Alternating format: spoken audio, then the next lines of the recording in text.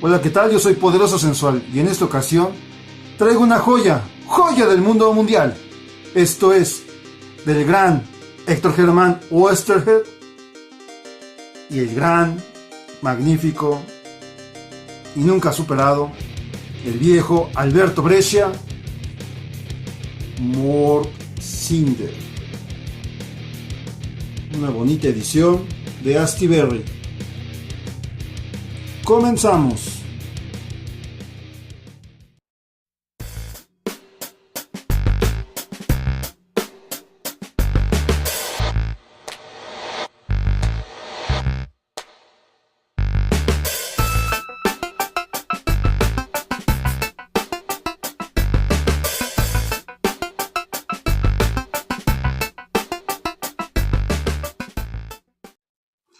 Muy buenos días, tardes, noches. Bienvenidos todos a su canal comiquero, el canal de Poderoso Sensual. Soy su anfitrión y hoy vamos a hablar de Mort Cinder. Mort Cinder, sin lugar a dudas, es una gran historia. Es una de estas piezas de cultura general para los que están en el mundo del cómic y que poco a poco va abriendo paso hacia otros públicos. Mort Cinder es una historia que tiene como origen que está creada en Argentina, de Héctor Germán Oesterheld y Alberto Brescia. Pero, ¿quiénes fueron estos dos autores? Pues nada más y nada menos que dos titanes, dos colosos de la historieta argentina. Y vamos a leer aquí quiénes eran en esta bonita edición de Asti Berry. Héctor Germán Oesterheld nació en Buenos Aires en 1919.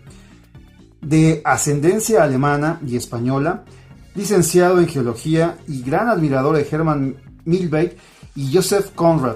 Empieza su carrera como corrector y publicando relatos infantiles. Sus primeros guiones de historietas se publican en los años 50. Colabora con Hugo Pratt, con quien hizo Sargento Kirk, Ernie Pike, entre otros. Francisco Solano López, con el que realiza El Eternauta, obra también increíble de la historieta del mundo mundial. Y con Alberto Brescia, Sherlock Time, Mort Cinder, La vida del Che, entre otros muchos. En 1957 funda la editorial Frontera, en la que publica la revista Hora Cero y Frontera. Su creciente compromiso político le lleva a integrarse junto con sus hijas al grupo guerrillero Montoneros. Ya en la clandestinidad es secuestrado por las Fuerzas Armadas de la dictadura argentina, que ya había secuestrado y asesinado a sus 4 hijas el 27 de abril de 77. Se desconocen las circunstancias de su muerte, aunque se cree que tuvo lugar en 1978, convertido en uno de los miles de desaparecidos bajo la dictadura de Videla. Alberto Brescia nació en Montevideo en 1919. Cuando solo contaba 3 años, su familia se trasladó a Argentina. Inició su carrera como historietista a los 19 años en la revista de barrio llamada Acento. Su trabajo empieza a ser reconocido a partir de Vito Nervio, que dibujó desde 1947 a 1959. A finales de la década de los 50 conoció al guionista Héctor Germán Oesterheld, con el que realizaría algunas de sus más significativas obras como Sherlock Time, Mort Cinder, La vida del Che Guevara, y esta dibujada junto a su hijo Enrique Brescia, y en una versión del Eternauta. En 1973, con textos del poeta Norberto Buscaglia, realiza una adaptación de Los mitos de Cthulhu, de H.P. Lovecraft. Con el guionista Carlos Trillo colabora en la realización de Un tal de Neri y Buscavidas. En 1983 comienza la realización de Péramos, con guiones de Juan Sasturain, además de adaptaciones de relatos de Edgar Allan Poe. En sus últimos años adapta relatos de escritores como Borges, García Márquez y otros. Informes sobre ciegos, adaptación de un fragmento de la novela de Ernesto Sábato sobre héroes y tumbas. Sería una de sus últimas obras. Falleció en Buenos Aires el 10 de noviembre de 1993. Y bueno, estos son nuestros grandes titanes que nos traen esta historia. Mort Cinder se editó en la revista Mr. X entre 1962 y 1964. Mr. X fue una revista que se entregaba de manera semanal y cada semana habían pues varias historias de 5 páginas en las cuales íbamos viendo un poco la historia. Y bueno, a lo largo de mucho tiempo yo estuve buscando esta historieta. Ya en los 90 tuve la oportunidad de conocerla gracias a un programa que se llamaba Maestros del Cómic, que salía en la televisión. Y dentro de los grandes maestros, como estaba Jiménez, como estaba Milo Manara, Hugo Pratt, también estaba Alberto Breccia. Cuando vi el trabajo de Alberto Breccia fue el que más me gustó y desde ahí quise tener cosas de él. A lo largo de todo este tiempo ha sido muy complejo, ya que su trabajo pues no llega acá. Si bien hay ediciones de todo su trabajo, de Mort Cinder y demás piezas en todo el mundo, en alemán, en francés, en italiano, en portugués, ediciones propias brasileñas y un montón de ediciones argentinas, nada de eso nos llega aquí en México. En los 90 hubo un intento por un grupo de entusiastas, que era el Taller del Perro, los cuales también eran los que conformaban el Gallito Inglés, y en sus páginas también vimos obras del gran Carlos Trillo, ¿no? Con grandes dibujantes como el maestro Meglia. Y bueno, fue lo más cercano que tuvimos a estas opciones de historieta argentina. Y ha sido muy complejo. Y en esta ocasión, Astiberri nos da la sorpresa, el gusto, el orgullo de poder tener esta pieza, ¿no? Esta es la segunda edición. La primera edición salió en noviembre de 2017. Esta salió en marzo del 2018. Y las diferencias entre ediciones es que esta, dado el éxito de la primera, un grupo de personas se pusieron en contacto para acercar sus originales y escanear otras piezas. Entonces esta segunda edición viene con más escaneos de originales y hacen un lujo. Hay una edición también que salió en este año de Fantagraphics que posee las mismas características, ¿no? Y tiene los mismos elementos. No sé aquí hasta qué punto quién es el autor intelectual, pero es un lujo que esté Mort Cinder circulando nuevamente, sobre todo en lugares que no es muy común, ¿no? Como es México y Estados Unidos. Y bueno, esto es en cuanto a la edición. Y Mort Cinder, ¿de qué va? Mort Cinder es un personaje que al principio yo, cuando no tenía el gusto de leerla, pensé que era una especie de viajero en el tiempo, ya que yo veía que andaba en diferentes momentos históricos. Pero al leerla me doy cuenta que no se sabe realmente qué es. Es un personaje que muere y que renace. Entonces no sé si realmente sea un inmortal, porque pues sí muere, pero vuelve a renacer y posee y nunca pierde la memoria, ¿no? No se sabe si es una especie de dios, no se sabe si es algún poder, no se sabe cuál es su origen. Y este enigma, este misticismo, sin lugar a dudas hace de este personaje algo muy enriquecedor. Y por ahí hay un texto que lo comparaba un poco con el fantasma, ¿no? El personaje del fantasma, ya que el fantasma como idea continúa, solo muere el portador, ¿no? Pero se va heredando esta parte del mito y de lo que significa el fantasma. Y aquí, por ejemplo, en Mort Cinder, él va haciendo la memoria histórica de la humanidad y sobre todo de esta parte que no viene en los libros de historia, ¿no? Normalmente viene una batalla, se habla del héroe y tantá, ¿no? La gloria de la victoria. Pero hay muchas cosas ahí entre líneas que no se dicen, y Mort Cinder es el testigo de todo esto que ocurre. Y Ezra Winston es otro personaje, es el personaje secundario, que él es el dueño de una tienda de antigüedades. Aquí lo que a este personaje le encanta es que es un alter ego, ¿no? Del propio Westerhead. Y es como padre, porque de alguna manera los dos autores, Breccia y Westerhead, fusionan aquí sus necesidades, y los dos no estaban pasando por una situación muy buena. Por ahí he escuchado que Breccia estaba teniendo problemas, pues porque tenía ahí problemas familiares, y del otro lado Westerhead venía de su fracaso con la revista o con la editorial que editaba Hora Cero, ¿no? Frontera. Y bueno, tenían ese sentimiento, y aquí, en lugar de deprimirse o así, lo transformaron en arte, ¿no? Como diría Neil Gaiman, haz buen arte, y ellos lo hicieron. Y bueno, esta fusión hace que tengamos relatos, 10 relatos, donde por ejemplo Ezra Winston es ese alter ego de Oesterheld, que Oesterheld se maravillaba con las piezas viejas, no porque fueran caras, sino porque sabía que con todo el tiempo que ese objeto estaba en la Tierra, tenía una memoria, tenía una historia, y él le gustaría haber tocado para poder transformarla. Y de ahí nace un poco esta necesidad de Ezra Winston, ¿no? Del personaje. Comenzamos con Ezra Winston, que es el anticuario. Esto se editó en 1962, en el número 715 de la revista Mysterix. Y aquí viene un pequeño relato donde vemos cómo el personaje de Ezra Winston está en su tienda, llega alguien y le vende o le acerca un objeto, y bueno, él al revisar el objeto salen unos polvos, unos gases que lo llevan a una especie de alucinación, pero una alucinación mortal, ¿no? Entonces hay una escena donde él ya se está cayendo y se está ahogando, y con gran esfuerzo logra abrir una ventana para poder tomar bocanadas de aire puro, ¿no?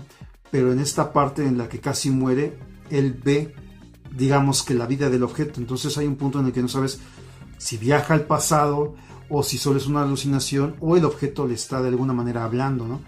Y ahí vemos un poco de qué va, o cómo va a ser ya esta atmósfera, este mundo que va a tener Mort Cinder. Después ya viene el siguiente capítulo, que es Los Ojos de Plomo, que es el más extenso.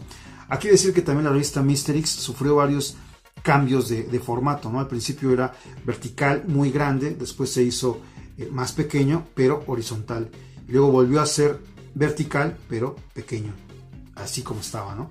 Entonces los autores, en este caso Brescia, se tuvo que adaptar a esos cambios y estar haciendo ajustes a sus páginas. Esta edición de Astiberri nos muestra afortunadamente esto, ¿no? Estos, por ejemplo, están en formato horizontal y ya después cambia a su formato vertical. Que también eso es un lujo que lo respeten, porque pues nos permite un poco más ver la intención de los creadores originalmente, ¿no? Por las necesidades de la revista, pero bueno, es diferente adecuarse a los espacios. Y bueno, esos dos son nuestros personajes, y ya como decía en Ojos de Plomo, aquí es donde nace, o donde vemos por primera vez a Mort Cinder, y no llega de lleno, ¿no? Si hay varios pequeños capítulos, como decía, esta es una entrega semanal, donde va avanzando 5 páginas a la semana, para llegar a el momento de conocer a Mort Cinder. Aquí también llega un objeto a su casa, a la tienda de Ezra. Al tomarlo le queda una mancha y se empiezan a ver muchas coincidencias, ¿no? De pronto se angustia y quiere ir a ver a un doctor, y en el camino van pasando situaciones que van siendo cada vez más misteriosas, y que él se da cuenta y dice: algo no está bien, algo está aquí pasando, pero él continúa porque tiene el objetivo, ¿no?, de quitarse esta mancha. En algún momento se topa con 3 sujetos que son los Ojos de Plomo. Son 3 sujetos tenebrosos, lúgubres, y que lo empiezan a seguir, lo empiezan a acosar, pero al final se da cuenta que no nada más es a él, sino hay algo más, y ese algo más es Mort Cinder. Aquí es una historia un poco en el sentido del bien contra el mal, de alguien que está trastocado y que quiere afectar a la humanidad, porque al final este personaje, su intención es tener una memoria colectiva. Es un poco el poderse apoderar de las mentes de las personas y manipularlas, que sea una extensión de él, como si tuviera dedos y manos a miles de kilómetros, ¿no? Él puede ver, sentir y todo, y manipular. Y bueno, aquí nuestros héroes se enfrentan a eso para transformarlo, ¿no? Entonces aquí, la verdad, a mí se me hizo una historia un tanto pesada, un tanto sí por el tiempo, por el tipo de narrativa, pero el dibujo aquí va transformándose. El primer dibujo que vemos en el de Ezra es un dibujo pues de cómic puro y duro, y después va transformándose. Decir que el maestro Alberto Brescia pues tiene sus influencias, ¿no? Y una de sus más grandes influencias es Milton Caniff y también el gran Will Eisner, ¿no? Cuando Brescia hace Vito Nervio, ahí podemos ver realmente la influencia directa que tiene con Milton Caniff y también en Sherlock Time, ¿no? Después empieza a transformarse. Héctor Germán Westergeld y Alberto Breccia se conocen en una reunión que hubo en la casa de Hugo Pratt. Desde el 57 o antes empiezan a colaborar, ya que, si no mal recuerdo, también Breccia ilustró algunos libros infantiles para Westergeld, ¿no? Que él se dedicaba también a hacer eso. Pero pues ya en el 57 trabajan en páginas de Ernie Pike y colaboran en un montón de trabajos más, de títulos más, como Doctor Damage, Sherlock Time, Mort Cinder, El Eternauta, una segunda versión, y La vida del Che y también Evita. En La vida del Che también, como ya había mencionado, entra su hijo de Alberto Breccia, Enrique Breccia, a colaborar con él, ¿no? Un gran lujo, un gran honor estar con su padre, y los dos Breccia de ahí, bueno, son lo que son, ¿no? También se corre el rumor, se cuenta la leyenda de que el propio Hugo Pratt fue el que cuestionó a Breccia en cuanto al dibujo, ¿no? Diciéndole un poco que era un vendido porque hacía un trabajo a medias, teniendo un gran potencial, no lo explotaba, ¿no? Entonces, un poco denigrándolo, ¿no? Por ser apocado, ¿no? Por así decirlo.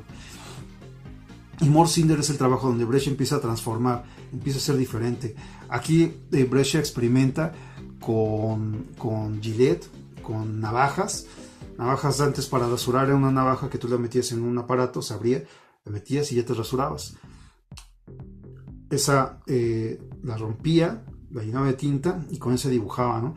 También empleaba sellos, empleaba objetos para empaparlos de tinta y hacer efectos, o también jugar con el témpera blanco, ¿no?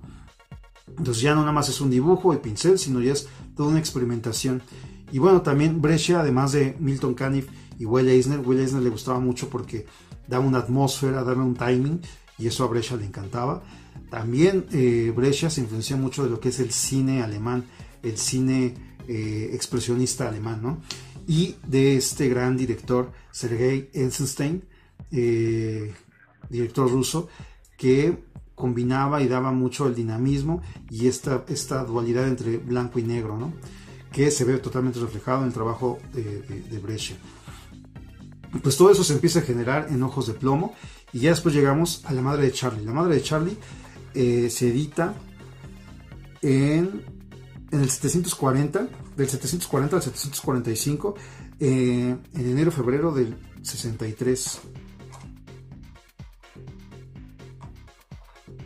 Perdón, La madre de Charlie en el 736 al 739, de diciembre-enero del 63, sí. Y bueno, aquí ya también, además de que el dibujo ya está evolucionando, también aquí evoluciona el guión. El guión se vuelve atemporal, ya no es una lucha del bien contra el mal, ya son situaciones que pasan, y Mort Cinder es un testigo, y Mort Cinder nos ayuda a entender qué es lo que está pasando con estos otros seres. En esta historia hace un viaje, entra a un bosque, a una neblina, y se sitúa en la Primera Guerra Mundial, en la Guerra de Trincheras, y Ezra lo sigue, ¿no? Entonces ahí es toda una alucín de que viajan en el tiempo, por así decir, y ven el porqué. Aquí el tema principal es una madre que está angustiada, es una madre que está esperando a su hijo que venga de la guerra, y es desolador, ¿no? Cómo pasa tren tras tren tras tren, y ella está con el anhelo de que llegue su hijo, ¿no? Entonces Mort Cinder y Ezra viajan a esta situación para saber la verdad de por qué el hijo no ha llegado, ¿no? Y bueno, aquí al final también Ezra tiene una como reflexión, ¿no? Ezra ya también es un personaje bastante mayor, y queda como esta parte melancólica, ¿no? De su propia madre, ¿no? De esta dualidad, ¿no? De este ser ingrato por la dulzura de la madre, ¿no? Entonces también ya desde ahí empieza a verse esta parte más de reflexión humana, que de hecho épico, ¿no? Bueno, pues continuamos con la siguiente historia, es la Torre de Babel. La Torre de Babel, del 740 al 745, enero-febrero del 63. Y aquí lo que vemos ya también es como su historia o su versión del hecho bíblico de la Torre de Babel, ¿no? De cómo el hombre va creciendo, creciendo para tocar el cielo y algo sucede y pues viene toda esta transformación de idiomas, ¿no? Y aquí le da un giro al relato bíblico y lo mezcla con ciencia ficción y también es algo bien interesante, ¿no? Es una nueva forma de ver el relato, así como José Saramago de pronto en Caín nos presenta su versión de lo que es este relato. Oesterheld con la Torre de Babel nos da una nueva forma de interpretar, de ver, de imaginar este suceso bíblico, ¿no? También aquí en todos los relatos, en todo lo que vamos a estar diciendo, Brescia va explotando, va generando y en cada capítulo Brescia emplea algo diferente. En todas las historias hay un árbol y hay un cielo, pero en todas las historias Brescia las dibuja diferente, con una técnica diferente, con un objeto diferente y eso hace que sea riquísimo a nivel dibujo, ¿no?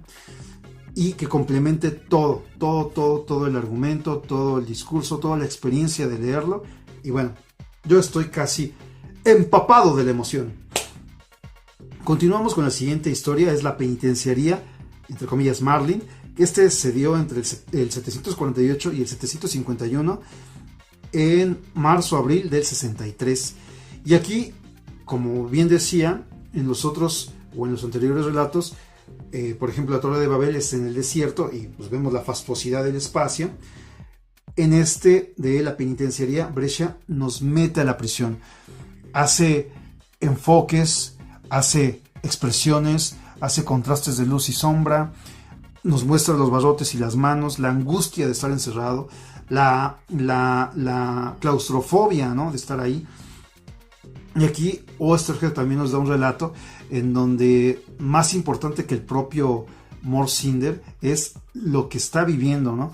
Nos dice, estoy en la penitenciaría, después te diré por qué, pero así pasó esto y así estuvo la situación. Y nos muestra nuevamente la decadencia humana, lo shed que puede ser el ser humano, a pesar de estar en las mismas circunstancias y estar adoleciendo de lo mismo. El hombre puede ser bastante pobre de mente, de espíritu, de alma y básicamente una mierda. Continuamos con la siguiente historia que también se desarrolla dentro de la penitenciaría, ahora se llama El Frate, del 752 al 755, abril-mayo del 63, y nuevamente vemos aquí ya con un giro la conclusión de este relato, ¿no? Y aquí también es ver también cómo en algunos episodios Morsinder muere y renace, y en algunos esta facultad de poder continuar, de vivir, le ayuda, ¿no? En algunos lugares sí parecería ser como un superpoder y en otros simplemente es una salvación. Entonces no siempre se ocupa esto como una técnica constante, sino también se va manejando diferente esta parte de vivir y de revivir de Morsinder, ¿no? Es algo muy, muy, muy padre. Y ya, bueno, continuamos con el siguiente relato, es El Vitral, del 756 al 758, mayo del 63, y aquí lo que vemos es un relato de la época en la que los ingleses iban a África, atrapaban pues negros y se los llevaban para vender a América, de épocas de navíos, de piratas, y aquí está Morsinder, ¿no? Hay una parte también donde este navío nos muestra la crudeza de cómo las personas eran tratadas poco menos que un animal y cómo los iban metiendo, ¿no? Cómo las personas van muriendo y las van tirando al mar sin ton ni son, simplemente está muerto, no me sirve, tíralo. Y cómo hay un grupo de tiburones al acecho de este barco porque saben que en cualquier momento va a caer algo, ¿no? Llega un momento donde otra embarcación los persigue, digamos que la policía marítima, y pues, para poder ser más rápidos tiran a algunos negros, después pasan cosas y el barco sufre un accidente. En este inter también Morsinder va cuestionándose porque él está del lado de los piratas, ¿no? Al principio, y poco a poco va viendo la realidad de las cosas, va cuestionando y va haciendo nuestro modelo, por así decirlo, ¿no? Nos permite Morsinder estar nosotros en su piel y reflexionar con él, ¿no? Y al final da un vuelco, ¿no? Un vuelco porque ahí hay algo que hace que Morsinder diga, estuve mal y esto es así. Bueno, esto también lo dejo así como muy al aire, muy para que si tienen oportunidad de verlo, lo disfruten al máximo. Seguimos con el siguiente. Bueno, aquí tuve una pifia, lo que acabo de decir es la nave negrera del 760 al 763 y el que era antes era el vitral, sacrificio de luna. Hay una disculpa, para no editarlo, aquí está la aclaración, para que no haya bronca. El vitral del 756 al 758 mayo del 63. Aquí llega un objeto a la tienda de Ezra y es un vitral. Ese vitral, como ya se hizo la fusión entre Ezra y Morsinder, de que llega a Morsinder, le da como el visto bueno para saber si es original o no, pues en ese momento Morsinder no está en casa, salió a otro país y Ezra lo pone en su habitación y lo pone en la ventana, ¿no? Entonces todas las noches Ezra se sienta a leer, a disfrutar, a ver el vitral, como la luna le da esta vitalidad, ¿no? Y aquí ciertamente el trabajo que hace Breccia, no me canso de decirlo, es espectacular. La manera en la que juega con los negros que abrazan al blanco para darnos una atmósfera que realmente hay un punto donde sientes cómo está la oscuridad, hasta cómo está el frío de la noche, y la luna llena pega, ¿no? Pega y hace Breccia de la luz, sin ver a la luna, un personaje. Breccia hace la luna un personaje sin que lo veas, solo sintiendo, percibiendo la luz en las viñetas. Es algo brutal. Bueno, eso es este relato del vitral. Después ya nos saltamos a la tumba de Isis, donde la tumba de Isis también tiene que ver ya con un relato de ciencia ficción. Si nos damos cuenta, aquí al posicionar a Morsinder en diferentes momentos, en diferentes circunstancias, las historias en ocasiones pueden ser de género negro, pueden ser muy realistas, pueden ser muy reflexivas, pueden ser de ciencia ficción o de fantasía. Y esa es la versatilidad de esta historia, ¿no? Que te permite ir de un lugar a otro, ¿no? Y en ningún momento tener un lugar común. Bueno, la tumba de Isis es un relato que va hacia la ciencia ficción y que tiene que ver con, nuevamente, egipcios, ¿no? Y bueno, aquí hay en todas hay una vuelta de tuerca que te deja así de wow. Y como decía, en todas está esta sensación pesimista, ¿no? Esta sensación de ya logramos salir, pero no sé, ¿no? Al lograr salir terminé con medio cuerpo cortado y pues no es una celebración completa, ¿no? Sí estoy vivo, pero no estoy completo, ¿no? Entonces un poco siento que en todos los relatos eso sí te da esa sensación, ¿no? Sales, pero no sales bien. Y bueno, así llegamos a la batalla de las Termópilas. Creo que es uno de los más mencionados, es uno de los más populares en cuanto a Morsinder, es uno de los que más les gusta a la gente. Y bueno, personalmente a mí me gustó muchísimo más lo de la penitenciaría. Se me hace un relato brutal, fantástico. Y bueno, también la batalla de las Termópilas es muy bueno, pero a mí personalmente me gustó más el de la penitenciaría Marlin y el frate. ¿Y qué nos encontramos en la batalla de las Termópilas? Pues bueno, como decía también aquí, vamos a hacer un pequeño paréntesis.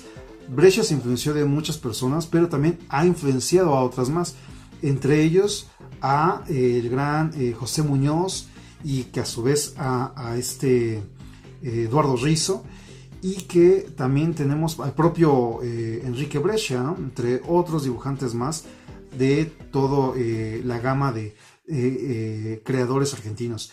Pero también Breccia influenció a algunos autores americanos. Los más evidentes, sin lugar a dudas, es Mike Mignola y el gran Frank Miller.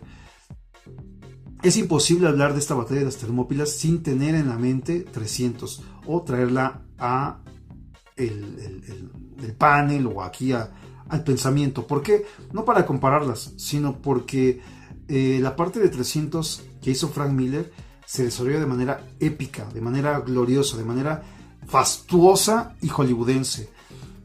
Y al leer las Termópilas de Breccia y Oesterheld, de inmediato hay muchas cosas que dices, híjole, aquí bebiste esto es de aquí y esto es así. No quiero decir con esto que Frank Miller pues simplemente cortó y pegó, simplemente decir que es un gran acierto de Frank Miller poder haber conocido esto, poderse haber apropiado, transformado y darlo desde su punto de vista, digamos que masticarlo y digerirlo, pero ciertamente es fantástico poder ver de dónde bebe él, ¿no? De dónde él toma esta manera de ver. No tanto también en el dibujo, sino yo siento también mucho en el guión. La manera en la que el guión también va evolucionando en cada capítulo de Westerhead es sensacional.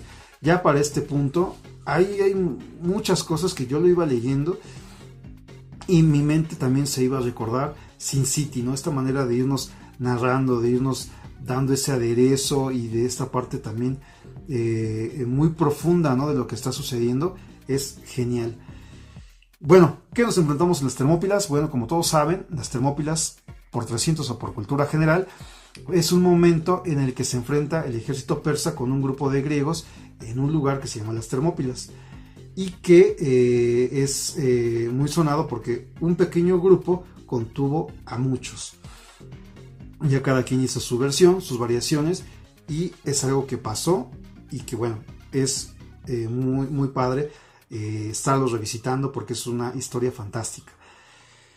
Y aquí lo que me gusta mucho en la versión de estos dos creadores es que nos presentan sí esta arrogancia, sí esta fuerza, sí esta convicción y seguridad del ejército de los espartanos, del grupo de espartanos y del grupo de otros sitios que los apoyaban, y de ver cómo poco a poco ellos van asimilando lo que les está sucediendo. Dentro de la batalla los personajes comienzan a reflexionar y a cambiarles la vida, ¿no? A cambiarles el chip. Y eso es muy padre, ¿no? Porque son dentro de la batalla momentos de lucidez, de realmente, pues bueno, cuando estás sentado frente a la calle y viendo el sol no pasa nada, pero cuando estás frente a tal vez a la última hora de tu vida, pues tu mente va a otros sitios, ¿no? Y es muy potente. Entonces ver toda esa adrenalina de todo este grupo representado también aquí por Mort Cinder es fantástico. Algo que me gusta mucho es también cómo les cae en cuenta que puede ser ya realmente la última batalla, porque la arrogancia de estos soldados es de que voy a ganar, ¿no? Y si muero pues no hay bronca, pero realmente estar frente a esto cambia, ¿no? Y Mort Cinder aquí pues no sé, es brutal, es bestial como también se representa en las batallas, ¿no? Va a sonar igual a trillado o así muy de nuevo, ¿no? Que es Brescia glorioso, pero realmente nunca he visto una batalla dibujada con tal maestría como Brescia, ¿no? Hay una parte donde Mort Cinder está en medio de la batalla y al estar golpeando, al estar matando, al estar evadiendo, se ven los golpes, se ven las roturas, ¿no? Cómo su hombrera de pronto vuela y cómo en el movimiento la hombrera pues está aquí y vuela hacia acá, ¿no? Entonces es casi una escena cinematográfica, ¿no? De gran violencia y de gran vitalidad, ¿no? Que yo siento un poco eso se retoma en la película de 300 con esta cámara que va lento, ¿no? Y vamos viendo de perfil pues cómo se va haciendo la acción, ¿no? Y bueno, por eso es imposible para mí ahorita separarlas, porque pues ya la verdad que consumía antes 300 y ahorita que veo las Termópilas pues es difícil, ¿no? Desconectarlas o verlas aparte, no para compararlas, pero sí teniéndolas ahí en la mente, ¿no? Y bueno, con este relato terminamos. Ya en el 74 hubo una intención, de retomar Mort Cinder. No se llevó a cabo, la verdad que no, pero no sé realmente por qué terminó así. No creo que sea el final absoluto. Como buena historieta siempre hay un final abierto para dar pie a más cosas. La vida, el tiempo, las circunstancias ya no permitieron a esos dos creativos hacer más cosas. Y es una lástima porque iba increciendo, ¿no? Iba cada vez más fastuosa, ¿no? Como decía, en el 74 hubo una intención, se hizo un pequeño texto, pero no llegó a más. En esta edición viene un cuento o un guión que hizo Héctor Germán Oesterheld, que se llama Cuchillo, ¿no? Lo vamos a ver aquí, algo de Cuchillo, y que ubicaba ya a Mort Cinder en el western, ¿no? El western americano, pero pues ya no se llevó a cabo, ¿no? Diligencia a Cuchillo. Y bueno, es una lástima, es una fortuna poderlo ver, es una lástima que ya no haya más, pero así son las cosas y pues nada, yo hasta aquí ya llego. Espero haber contribuido a el ansia de poder ver este glorioso cómic que, repito y no me canso de decir, Astiberri ha alucinado con esta edición y es de celebrarse, de aplaudirse, porque por fin, por lo menos aquí en México, es más accesible el poder tenerlo y a disfrutarlo, ¿no? Pues yo hasta aquí llego, muchísimas gracias. Si llegaron al final de este episodio, los invito a que me sigan en Instagram y si les gustó este video, denle like y compartan para que cada vez seamos más y esto se haga un crew más fuerte. Yo soy Poderoso Sensual con Mort Cinder de Héctor Germán Oesterheld, Alberto Brescia. Yo digo adiós.